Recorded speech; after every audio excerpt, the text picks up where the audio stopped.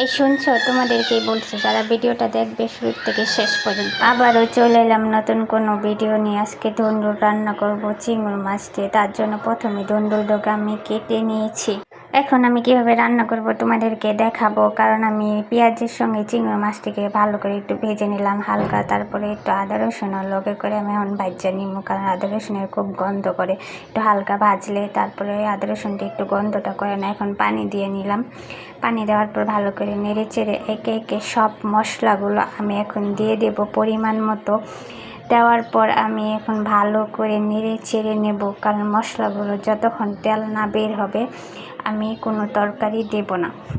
তেল পরাই বের হয়ে গেছে। এখন আগের থেকে কাটে রাখা সেই সবজিগুলো দিয়ে দিলাম। দিয়ে এখন ভালো করে নেড়ে চেড়ে নিলাম। আমি পরে একটু হালকা পানি দিয়ে নিয়েছি, তোমাদেরকে ভিডিওতে দেখাই নেই কারণ অল্প একটু পানি দিয়েছি। এখন আমার রান্নাটা পরে শেষ, দেখতেই পাচ্ছ।